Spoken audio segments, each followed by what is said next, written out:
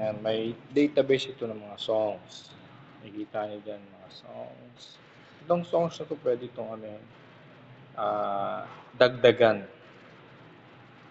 Tapos ang kagandahan na ito, yung mga songs na yan, pwede mong gawing set of songs. Parang kung tutugtog tayo ng 4 or 5 songs in a row, tuloy-tuloy, isi-set mo siya. Ganito yan.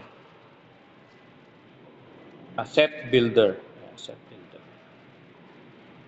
So, pwede tayong kumuha. From the library, we will choose songs. New songs. All for Love. Isa. All Things Are Possible. Tapos, Be Still My Soul.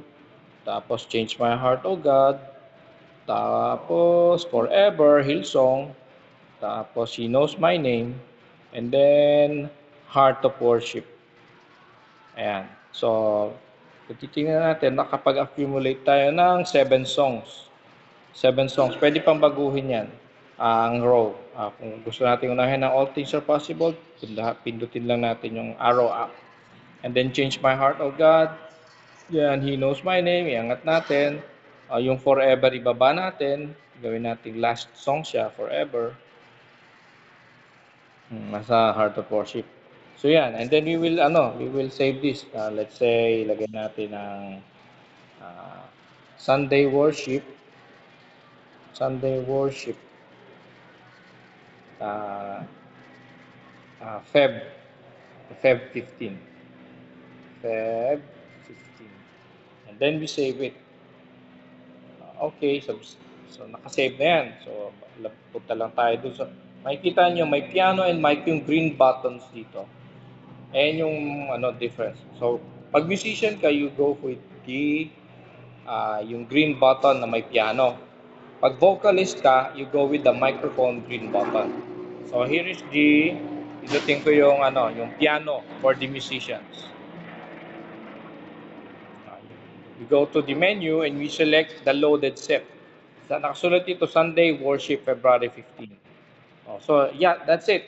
Makikita mo na bilang musician, yung All Things Are Possible, yung first song. So, pwede mong tugtugin yan. Andyan lahat. Tapos yung next song, next in the pipindutin mo lang yung green button dito sa lower right. Para sa next song. Next song tayo, All for Love.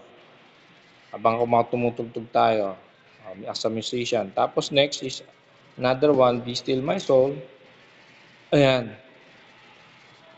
Tapos yan. Tapos ang lahat ng ito ay pwedeng mag-transpose. Pupunta lang tayo sa menu and then transpose. Di ba key of C? Semitone. One semitone. Gawin natin key of E. Okay. So key of E na itong All Things Are Possible. On the fly, pwedeng mong i-change. Okay.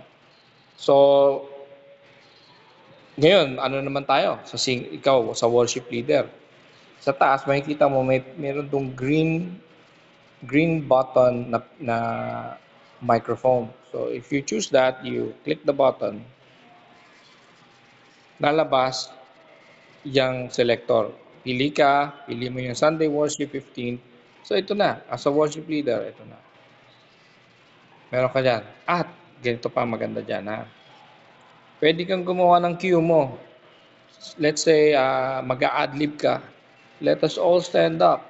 Let us all stand up and sing with our heart's desire. Sing with our heart's desire. So, sa yan? Sa verse, sabi natin. Sa first verse, adlib yan. And then we save it to dynamic. So, as a worship leader, with this song, All Things Are Possible, you can invite them. Nandiyan na yung cue mo.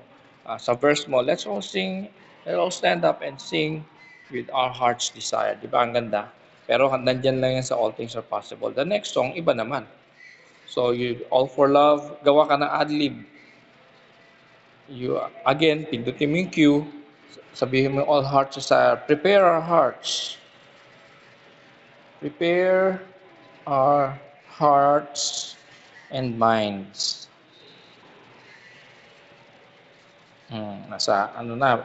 Sabihin natin nasa chorus yun. Mag-a-adlib ka. Okay. Save it. And then, knowledge mo. So yung cue mo at chorus, you will say this, prepare our hearts and minds. So pre-chorus, pagdating dito, everything I need, bago yon or whatever ang cue na gusto mo, pwede mong lahat yung sulat ng cue mo dito. This one is ginawa ko sa mobile phone. This app is very good for tab. Pero this will work with small groups. Imagine mo small groups. We are singing, naka-cue na, hindi na yung pupunta ka sa guitar tab tapos isahin mo, transpose mo. Marami ka nang ito pre-prepared, naka-prepared na siya for you to work on. 'Di ba ang ganda? So I hope na makatulong ito para sa worship team.